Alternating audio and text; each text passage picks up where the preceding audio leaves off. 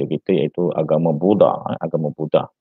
Dan kita ada ujian untuk agama Buddha, agama Hindu yang minggu lepas pada jam 11, bermula jam 11 malam pagi ini sehinggalah pukul 11 malam sekarang.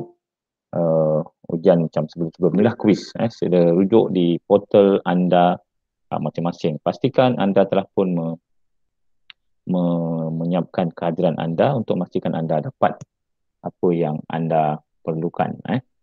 Baik, hari ini kita akan bincang tentang agama Buddha. Okey, semua nampak Halo, nampak semua? Okey, bismillahirrahmanirrahim.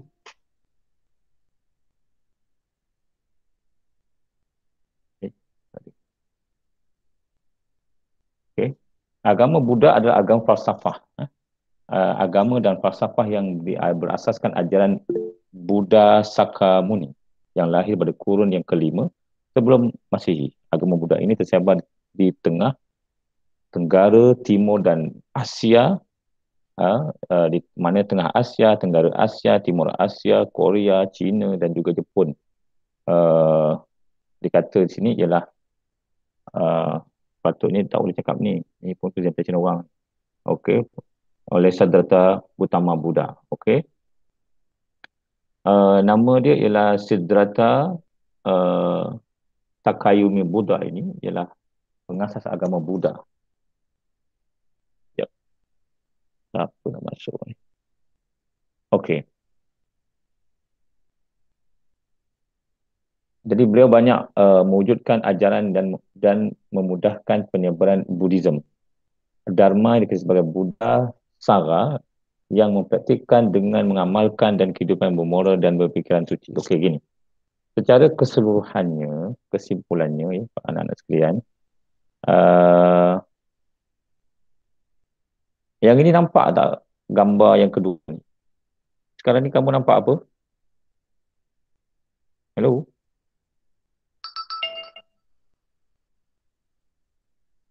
Assalamualaikum. Nampak yang pengasas agama Buddha, Ustaz. Agama Buddha. Oh, tak nampak gambar ni. Okey, tak apa. Kalau gitu, ni kita stop sharing.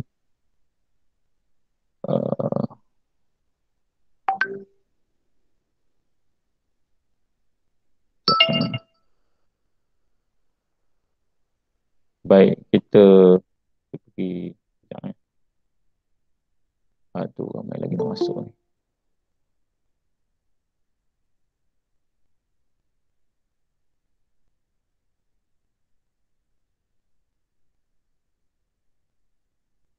Okey, nampak gambar ni, nampak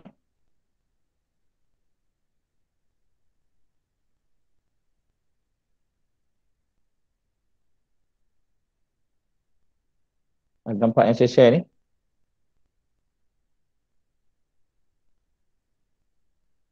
Nampak tak yang saya share? Nampak Ustaz. Yang Buddha, Nampak Buddhism ni? Buddhism. Okey. Okey. Saya tunjukkan gambar dulu, anda faham tentang sejarah agama Buddha ini dulu. Agama Buddha ni dia adalah bahasa mudah agama ciptaan manusia lah. Okey. Siddhartha Buddha ni setengah pendapat nyatakan dia ni seorang Nabi, bukan Rasul. Nabi ni maknanya jadi macam Zoroaster tu. Ini seorang yang baik dan semua orang sembah dia. Tidak menunjukkan dia ni menyembah selain makhluk atau dia menyembah berhala, dianya tu itu. Tapi pengikut-pengikut tu menyembah dia. Jadi tapi namun itu hanya kenyataan yang diberikan pada beberapa tokoh-tokoh ilmuwan. Namun dalam konteks kita ialah agama ini agama yang dibawanya, yang diamalkan oleh pengikutnya, maka segala sembahan-sembahan itu adalah terkeluar daripada konsep Islam yang sebenarnya. Baik. Itu clear. Namun nilai-nilai yang dibawa, kita dapati bahawa nilai-nilai manusiawi, nilai-nilai yang sebenarnya nilai-nilai sejagat yang sesuai dan bagus. Okay. Jadi bermula dengan mak dia ni bermimpi jumpa gajah putih, ni sejarah dia. Dan sebagai petanda bahawa dia akan dapat anak lah yang luar biasa hebat, kata dia. Dan kemudian lahir dah Gautama Buddha ni masa kecil di bawah mak bapak dia seorang orang yang keturunan raja, orang yang bagus, orang yang mewah hidupnya. Kemudian dia pun diangkat sebagai putera raja. Dia diangkat dari putera raja oleh okey, kita tahu Buddha ni kebanyakan keturunan dia ni adalah daripada Hindu lah.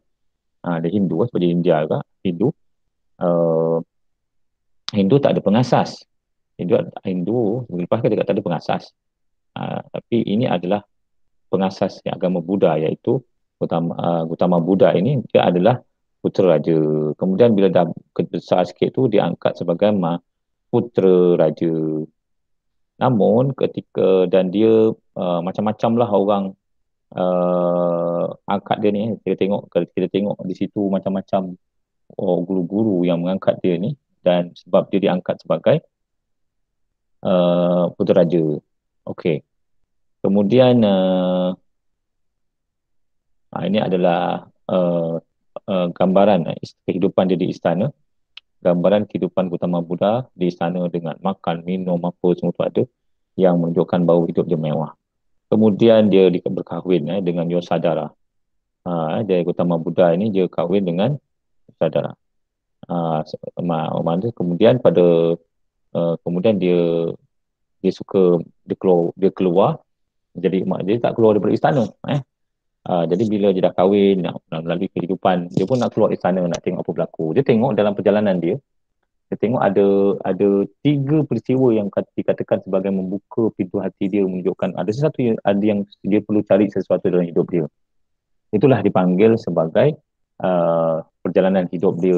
Pertama ialah dia jumpa orang sakit yang tua, yang melarat. Kemudian dia jumpa orang yang mati. Kemudian dia jumpa orang yang dah tua dah bongkok. Kemudian dia jumpa orang yang buah pokok ni, orang yang betapa dia tengok kan. Dan ini memberikan kesedaran pada dia tentang kehidupan sebenarnya. Sebab dia duduk di istana, dia tak nampak. Dan dia merasakan bahawa dia merasakan kehidupan manusia ni ada 4 peringkat lah, daripada kehidupan, kemudian tua, sakit dan mati. Kemudian dia pun bermimpi, dia bermimpi dan dia ambil keputusan untuk dia keluar dari istana, dia tinggalkan isteri dia dan anak dia. Dia keluar dari istana dan dia buat pengembaraan untuk dia untuk dia nak dapat apakah hidup sebenar dalam hidup dia. Kemudian dia pun betapa tak makan, tak minum. Sampai dia nak rasa macam mana perasaan sakit, macam mana rasa orang miskin, rasa susah. Sebab dia nak rasa begitu. Tapi pengikut ada dapat akhirnya ada pengikut ikut dia. Dan pengikut ni dia mengagung-agungkan Gautama Buddha ni, dan akhirnya jadi sembahan dia. Ini problem ni. Ramai orang ikut dia sampai tengok dalam gambar tu, gambar kurus tinggal tulang kering sebab dia tak makan tak minum, dia betapa. Okey. Ini gambaran-gambaran ditunjukkan oleh dan kemudian sebab orang kesian, semua ke orang beri dia makan minum, bagi susu dan sebagainya, beri beras. Sebab tu kehidupan Sami-Sami Buddha ni kalau di Thailand dia memang hidup dia terlalu dia kena tunjukkan bahawa mereka ini tidak memikirkan dunia, dan orang bagi dia makan, dan orang menjadikan itulah sebagai, bukan makna dia minta makanan, tetapi orang-orang yang ada ni bagi dia makan sebagai tanda syukur, tanda supaya Sami-Sami ini mendoakan dia, sebab Sami-Sami ini sudah melalui jalan kehidupan yang untuk kehidupan yang sebenar. Sebab itu dia jadi ni. Ini jadi budaya lah kita sebut. Kemudian semasa dia betapa, Gautama Buddha ni betapa, lepas makan minum apa, dia betapa je duduk situ untuk mendapat keheningan. Kemudian diganggu macam-macam gangguan lah. Gangguan-gangguan kehidupan dia yang baik, yang buruk dalam masa pemikiran. Sebab itu masa dia dapat enlightenment pada hari Wesak. Hari Wesak ini ialah hari di mana Buddha ini mendapat enlightenment. Enlightenment dibanding kesedaran. Dalam konteks kita ialah kita kemungkinan dia dapat wahyu lah, sebab dia dapat mengenal Tuhan pada masa, tapi dia tak boleh cerita dengan orang lain. Dia dapat mengenal Tuhan dan dia tak boleh cerita dengan orang lain sebab dia bukan seorang rasul. Tapi oleh kerana enlightenment tu dia membawa fasa-fasa kehidupan dia yang akhirnya menjadi kepada kehidupan orang-orang yang ikut nak bersatu dengan dia. Ini utama, ini Buddhanya, ini patung-patung Buddha. Okey, kejap Jadi saya itu gambar-gambar dulu Okey, ni.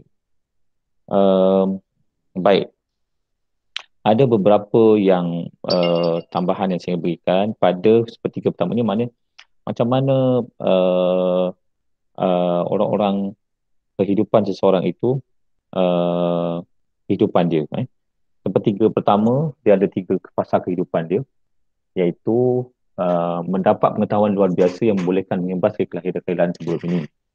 Ini fahaman dia. Bila dia bertapa tu, kata dia akan dapat. Kemudian fasa ketiga mendapat penglihatan luar biasa yang membolehkan dia melihat kehidupan dan kelahiran dan kematian makhluk. Kemudian seperti ketiga, iaitu dia berjaya menghapuskan maksud dan memahami thing as the truth. Dia itu mendapat kesedaran yang sempurna. Dia panggil enlightened dan menjadi Buddha. Buddha ni dia nama dia Siddhartha Sokayumi, kan.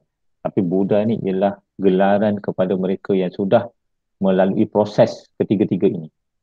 Jadi sami-sami itu dah melalui proses ini atau sedang melalui proses ini hingga dia menjadi Buddha. Dia bersatu dengan Buddha. Pohon people yang digelar pohon Bodhi, kerana pada pohon itu Buddha percaya mencapai some Bodhi, iaitu pengetahuan yang sempurna pada umur 30 tahun. Itu dipanggil enlightenment, pencerahan. Dan kita syaki bahawa ia adalah mendapat wahyu lah, dan akhirnya ia kembali kepada Tuhan, Allah Subhanahu Wa Taala. Ini gambar pelukis-pelukis berkaitan dengan Buddha, apa yang dia dapat dari kehidupan dia. Orang-orang yang umat raja, anak raja, orang semua nak mohon sebab dia dah macam ada kesaktian. Jadi orang tengok orang apa-apa minta dengan dia lah. Ini contohnya, ni gambar-gambar Buddha ni semua. Kalau di Thailand, di Indonesia, di Cambodia, di Vietnam, banyaklah ini gambar-gambar dia. Okey. Dan ada satu peristiwa bahawa yang diwawarkan bahawa ada orang nak bunuh dia, dan dia hanya cukup dengan enlightenment yang dia ada. Itu yang dia kata dia ada spark power dia tu. Akhirnya orang tu jadi bertaubat dan seterusnya. Orang itu kembali kepada nak jadi Buddha juga. Jadi Buddha ni artinya kehidupan yang suci. Bila kehidupan suci ni, itulah kehidupan yang mereka nak cari sebenarnya dalam kehidupan mereka yang sebenar, menurut pandangan dan fahaman agama Buddha. Ada kisah anak yang sakit dan Buddha bersembuhkan. Ada isu yang banyaklah kes-kes yang menyebabkan orang percaya bahawa dia ni bukan sembarang orang, dan ini mempertuhankan Buddha ini atau nak mengikut jadi macam Buddha. Kemudian Buddha itu dia sakit, dia mati akhirnya, dan orang semua nak jadi apa yang Buddha lakukan. Lepas tu ada gambar Buddha baring, gambar duduk, gambar berdiri, dan ini semua ada gambaran-gambaran Buddha yang perlu mereka ini pengikut agama mereka lakukan. Di mana Buddha ni jadi kehidupan pagi, petang, malam macam dia duduk. Nanti saya tunjukkan. Okey. Ini nama-nama dia lah. Ini saya bacalah. Ini adalah mentera Buddha, dan kita tak boleh baca lah sebab dia bahasa mudahnya syirik lah. Sebab ini zikir dia lah. Okey. Kemudian apa lagi? Okey. Ini nama-nama martabat-martabat mereka, nama istilah-istilah yang ada di dalam orang-orang agama Buddha, seperti Araham. Araham artinya suci dari kejahilan, nafsu, tahu 4 kebenaran utama, karma dan nabbaha. Sam Buddha, itu pengetahuan untuk mengajar. Ini adalah istilah-istilah yang biasanya kita dengar. Bija Cahrana Sampano. Ini nama-nama istilah dia lah, macam Atimapa, dia minta ampun dan sebagainya. Ini istilah-istilah lah yang kita dengar kalau kita cerita Hindustan tu. Ini yang selalu disebut lah pada Shaolin ke Togatta, Tokovidu. Ini istilah-istilah yang digunakan. Sebagai untuk pengetahuan anda, jangan takut, tak ada saya nak tak keluar soalan benda ni lah. Okey. Jadi Dharma ni adalah satu perkara yang mesti dilalui atau kena orang agama Buddha ni faham. Itu 4 kebenaran utama dan 8 jalan kebaikan. Dan ada istilah-istilah dukkha, atta, dan juga kelahiran semula, reincarnation yang mereka faham. Apa itu 4 kebenaran pertama? Pertama ialah kebenaran tentang duka atau samsara. Pertama sekali, kehidupan kita adalah penuh dengan kedukaan dan kesangsaraan. Itu ini benda yang benar. Sama ada kita kaya ke, kita sihat ke, kita miskin ke, dan sebagainya, kita akan melalui kedukaan dan kesangsaraan. Ini kebenaran pertama. Yang kedua, kebenaran punca duka. Maka kenapa sebenarnya menyebabkan kita duka dan sangsara? Misalnya sebab dia. Itulah ada bersamudaya saca ni, ini kena nafsu, kena kita nafsu. Kemudian macam mana? Yang ketiga ialah kebenaran penghapusan duka. Nak hapuskan nafsu tu. Macam mana nak menghapuskan kesangsaraan tu? Maka haruslah dibuang nafsunya, dipanggil niroda saca. Dan kemudian barulah kita melalui, kata dia, ialah penghapusan duka maga saja. Jadi sebenarnya kata dia, kalau kita pahaman mereka, kalau kita jadi Buddha, maka kita bila nafsu dah tak ada dalam diri, jadi kita baik, tak bergaduh dengan orang, tak musuh, tak bergaduh, tak berebut harta, kita jadi tenang sebab kita berjaya menghapuskan duka. Selalu kehidupan mereka ini, kepahaman mereka ialah untuk mencari kehidupan sebenar, kena hapuskan duka dan sangsara dengan cara mematikan nafsu, iaitu melalui jalan Buddha. Tengok kehidupan dia lah, dengan tak makan, tak minum apa semua, supaya dia akhirnya dah biasa dengan kesukaran usaha. Jadi dia bukanlah satu yang kehidupan sukar untuk hidup dia. Jadi dia tak bisnes, tak apa semualah. Ini samudaya saca ini ialah tahna, tanha, iaitu keinginan atau nafsu. Dia kata keinginan atau nafsu itu berpunca dari apa yang dilihat, didengar, dirasa, dihidu. Dan inilah yang menyebabkan keinginan macam-macam nafsu orang yang membawa punca malapetaka, keinginan kuasa, keinginan kaya, ingin perempuan, ingin harta, ingin tahta, ingin lelaki. Ini akhirnya akan menyebabkan kita duka dan sangsara.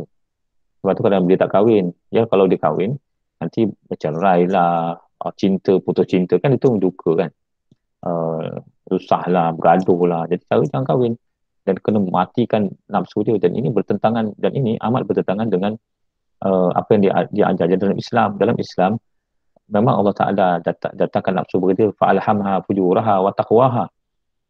Allah Ta'ala ilham pada kita ketakwaan dan fujur.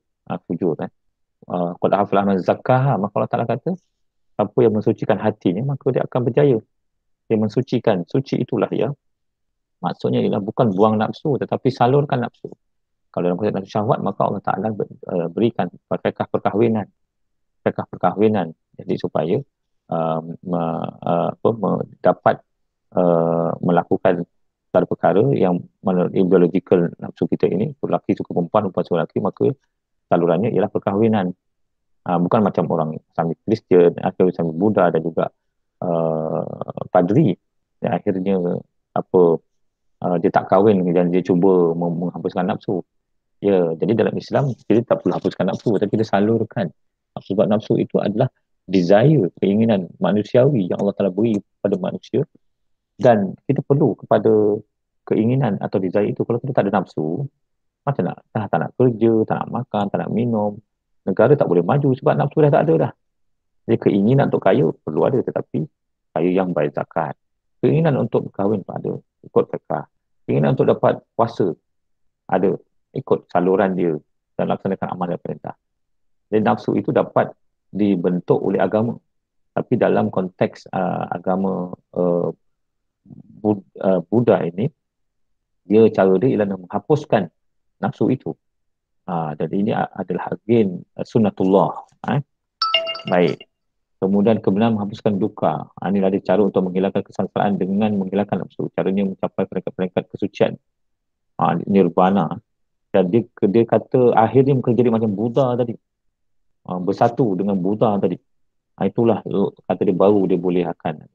Jadi dalam konteks dalam Islam, kita faham bahawa Allah Ta'ala tidak akan membebani kita kecuali dengan kemampuan kita. Kalau kita seorang ilmuwan, kalau kita seorang ustaz atau ustazah, maka tanggungjawab kita lebih besar berbanding orang awam biasa.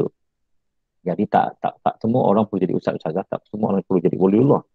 Habis semua orang perlu melaksanakan amanah dan perintah Allah Subhanahu Wa Taala berdasarkan ruang lingkup mereka. Kalau dia guru-guru lah, kalau dia polis-polis lah, kalau dia ibu-ibu lah, kalau bapa-bapa lah, kalau anak-anak lah, dalam menuju kepada Allah Subhanahu Wa Taala.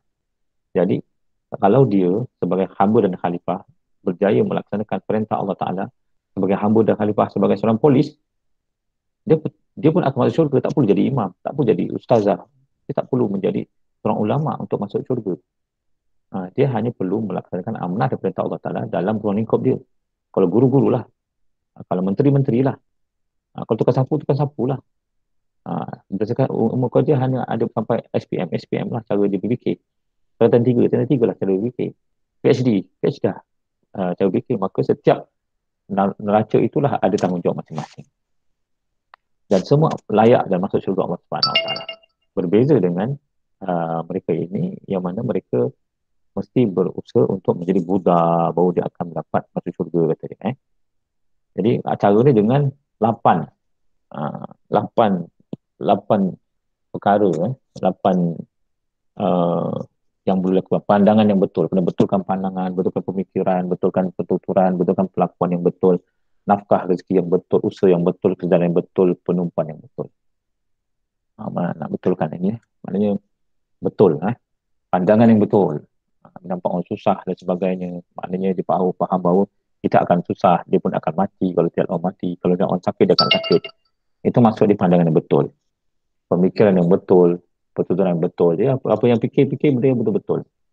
Jadi inilah yang berlaku kepada Buddha dan mereka berusaha untuk tiru. Banyak sangat bunyi. Okey. Ada siapa nak tanya? Halo, ada siapa nak tanya? Assalamualaikum. Kemudian apa je pandangan yang betul? Saya kata ada detail satu ni. Pandangan betul ialah yang dia juga memahami moral kebaikan untuk bersedekah, moral dan kebaikan persembahan atau hadiah. Sebab tu orang suka bersedekah. Karma, hukum dan hasil. Karma, mengetahui kepentingan membuat baik kepada ibu bapa, mengetahui adanya makhluk zahir dan batin, ini zahir dan gaib. Wujudnya ada dunia dan ada dunia lain, dan adanya makhluk yang telah capai tahap kesucian. Faham dia tentang ini adalah pandangan yang betul. Ini adalah pemikiran yang betul. Pemikiran bebas dari nafsu, pemikiran bebas dari niat jahat, pemikiran bebas dari kekejaman. Pertuturan yang betul, mengelak berdusta, fitnah, kekasaran bahasa, percakapan sia-sia dan keangkuhan. Kemudian pelakuan yang betul, tidak mencedera, membunuh benda hidup, tidak mengambil apa yang tidak diberi, tidak mendekati perbuatan salah seksual, tidak mengambil benda yang memabukkan atau menghayalkan, tidak membuat perkara yang tidak bermoral dari segi percakapan dan fizikal. Itu nafkah yang betul, tidak mendapat rezeki di perniagaan yang melibatkan senjata, benda hidup, haiwan dan manusia, daging, benda yang memabukkan dan racun. Itu. Kemudian usaha yang betul mengelak daripada buruk dari bermula. Maknanya kena mula, jangan buat bisnes mula dengan rasuah dulu katakan. Menghapuskan perkara buruk yang telah ada, mengadakan perkara kebaikan, meneruskan perkara kebaikan yang sedia ada. Manusia betul. Kesedaran yang betul menjadi apa yang berlaku di sekeliling, mengawal pemikiran kita. Yes. Dan sekarang musim pandemik, semua orang takut dah. Kan. Sebenarnya apa yang dibawa ni kita tengok, tak ada masalah.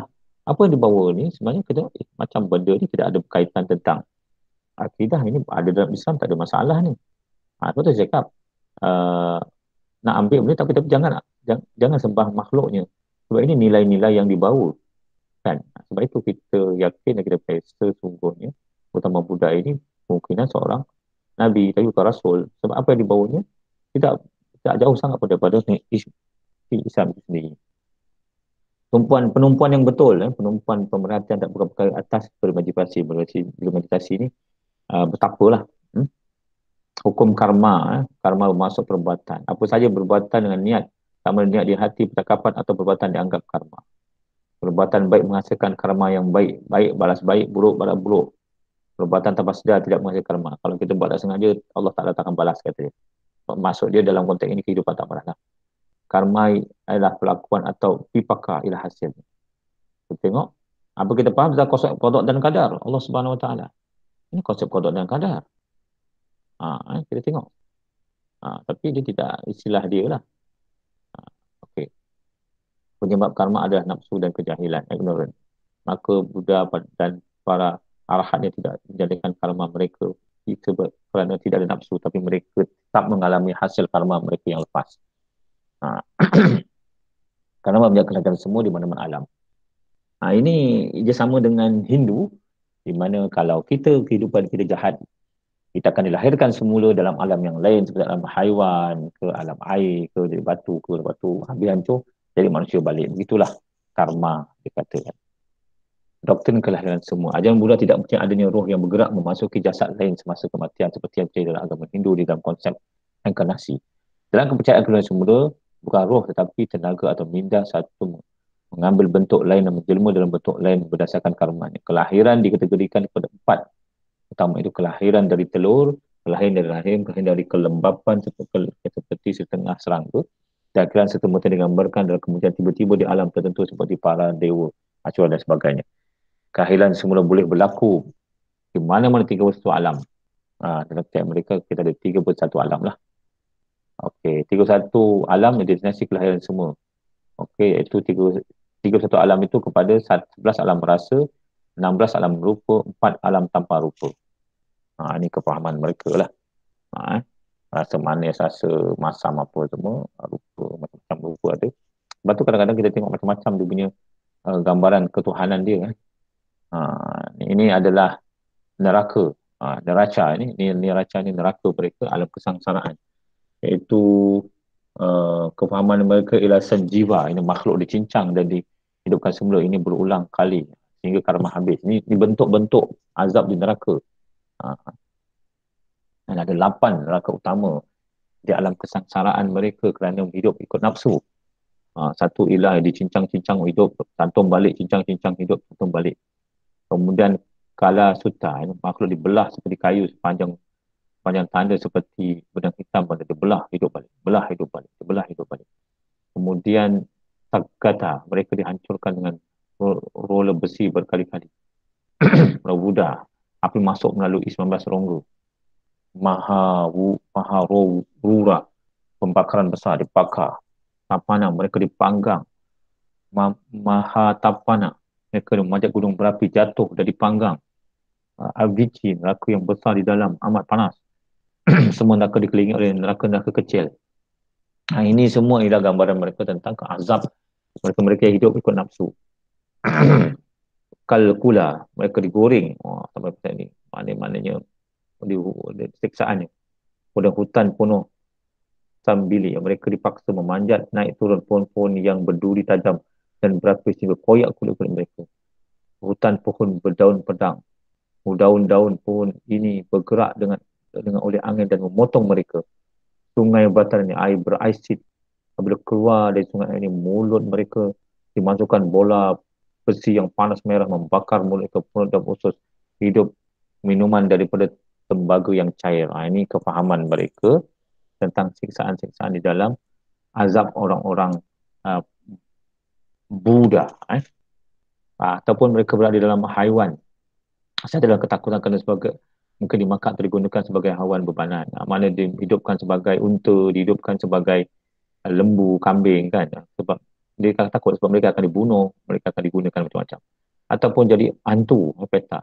Sentiasa lapar tetapi tidak dapat makan. Mereka akan, ini golongan mereka yang kurang bersedekah. Maka mereka akan dilahirkan jadi hantu. Azura atau jin atau gergasi berbentuk pelik yang seberang, tiada keamanan. Kalau hidup dia suka mendengki orang lah. Okey. Ni tak ada tanya ke? Alam manusia. Ini contohnya lah. Apabila nasib baik hidup ini kerana terdapat 5 perkara baik. Maknanya memberi kesesaran dan kebahagiaan, pilihan dapat dibuat dengan mengambil jalan tengah. Ini kalau manusia jalan tengah lah. Lahir semula sebagai manusia, kemudian dapat bertemu Buddha, menjadi Sami, kemudian dapat ilmu. Ini adalah jika mereka dilahirkan sebagai manusia semula, mana peluang untuk menjadi Buddha itu tinggi lah. Ni kalau tapi kalau dia kata dia yang paling power ni lah dalam bahasa mereka menjadi dewa-dewa, cantum dengan dewa-dewa, dewa-dewa je lah. Okey, ni saya ingat tak payah ni. Alam tanpa rupa. Inilah dia punya circle of samsara. Dia nak pergi nirvana. Kalau dia tak lepas, dia akan masuk balik kematian, dia masuk dalam karma-karma dia. Kemudian dia mati, boleh tak masuk dari nirvana? Tak boleh, hidupkan balik, masuk karma dia. Berada dalam keadaan kesengsaraan dalam dunia ni. Kalau dia berjaya melepasi kesengsaraan dengan menghapuskan nafsu dia, baru dia boleh masuk nirvana. Itulah ini dia punya kenyataannya. Ada siapa nak tanya?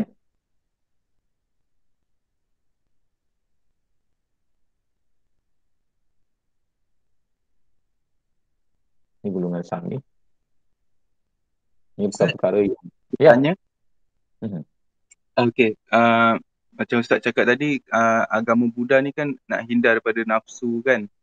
Okey, bermaksud agama Buddha ni mereka ni tak kahwin lah kan, betul tak? Kalau dia nak jadi Buddha, dia tak kahwin. Kami.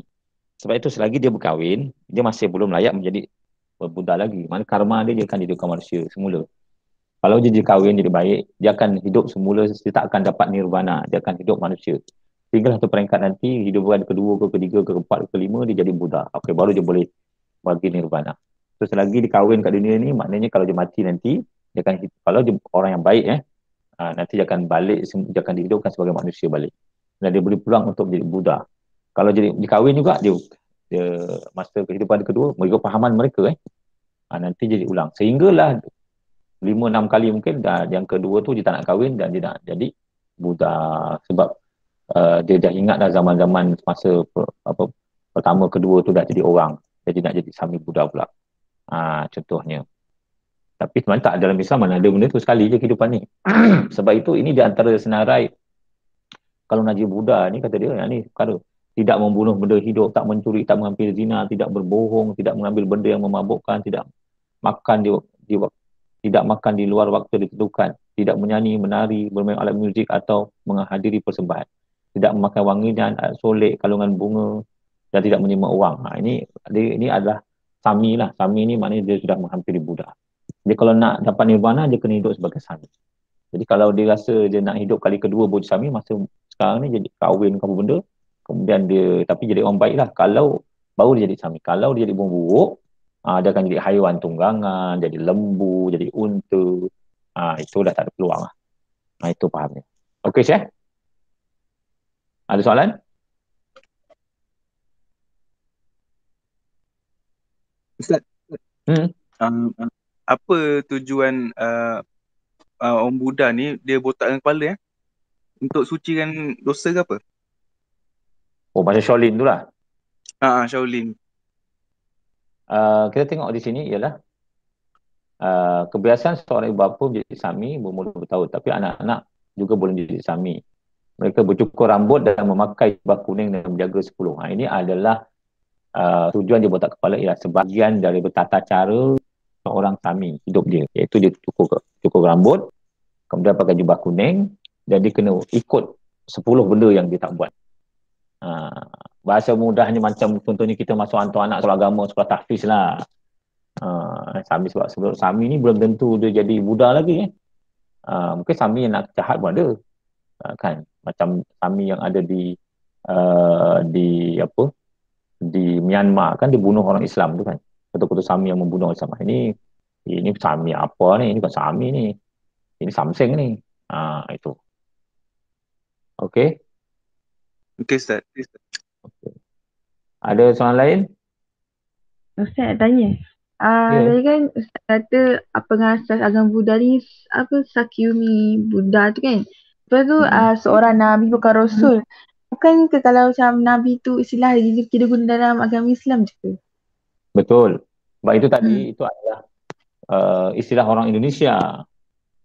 Macam tu. Bukan istilah Melayu. Bahasa Melayu, bahasa orang Arab, Nabi dan Rasul ini hanya untuk Islam saja. Kan, the messenger kan, dalam bahasa Inggeris the messenger, Rasul. Kalau kita pun Rasul lah.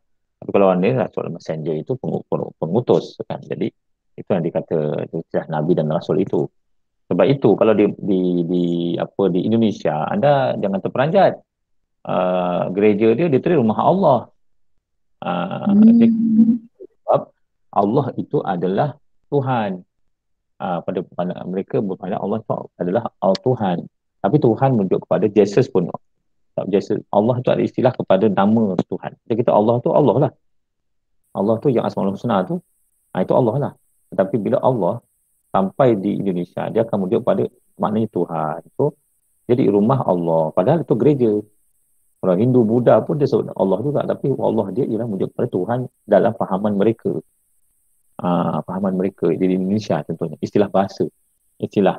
Kasih seminggu lepas saya cerita tentang bahasa-bahasa Ibrani, bahasa Suryani. Bila kita tentang bahasa Arab, ilahi Tuhan, wahai Tuhanku. Allah Subhanahu Wa Taala ilah. Tapi kalau bahasa Suryani Ibrani dipanggil haleluya. Itu Allah Taala. Maksudnya kalau kita sebut haleluya, tak ada masalah kalau kita tahu maknanya merujuk kepada Allah Taala. Tapi orang Yahudi haleluya itu memang Allah Taala lah, sebab dia akidah dia tak ada masalah. Yang mungkin yang salahnya ialah yang agama yang menyembah makhluk ini atau menyembah berhala. Maka disebutkan nama-nama berhala dia tu Brahma, Shiva, itu ada masalah lah. Dan kita tengok pun dalam agama Hindu pada minggu lepas, Brahma itu dianggap sebagai Tuhan yang satu. Mereka meyakini bahawa jadi Tuhan tunggal ialah Brahma. Maka lahirlah isteri dia, lahir anak dia, lahir Shiva, lahir Murugan contohnya. Tapi dalam Islam tidak boleh. Prinsip dalam Islam adalah Qul Allahu ahad, Allahu samad, lam yalid wa lam yulad. Tidak beranak dan tidak diperanakkan. Kalau Tuhan itu beranak dan diperanakkan, jadi macam tadilah. Akhirnya ada skandal yang ada di dalam alam dewa-dewi dan ketuhanan. Tuhan tetap satu. Allah Ta'ala hanya satu saja. Okey. Sebab tu di Malaysia saya menggunakan perkataan elakkan daripada kisah faham, kita tak boleh panggil Tuhan. Kita tak boleh panggil ini Tuhan orang Cina, Tuhan orang Hindu.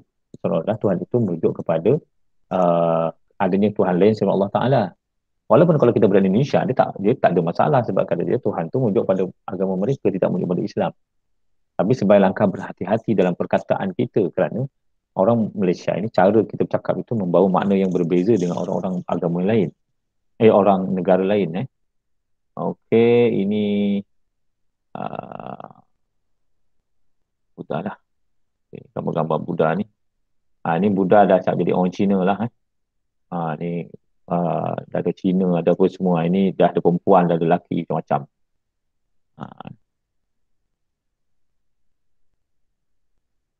Kunjin. Sebab dia amat Dewa Kunjin. Sebab orang Cina kan. Dewa Kunjin ni ada orang Cina lah. Ni agama Cina. Ni Buddha agak. Gambar-gambar aja. Kita tunjuk gambar je lah. Okey. Buddha. Agama Buddha ni tiba negara-negara lain dah macam-macam lah. Dah yang Buddha perempuan, Buddha lelaki ada. Okey.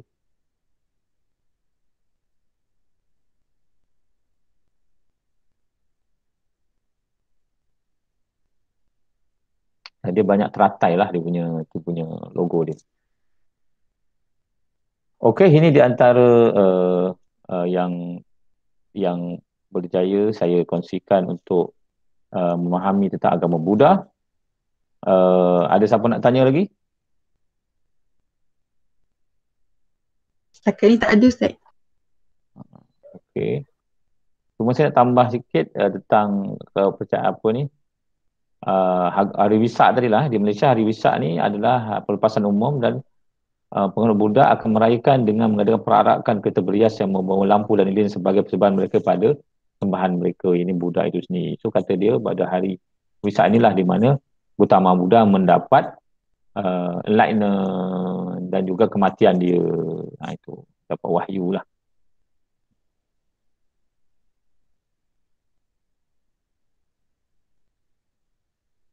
Dan dalam agama Buddha ni saya tambah lagi iaitu kejap kita last di anda pening pula.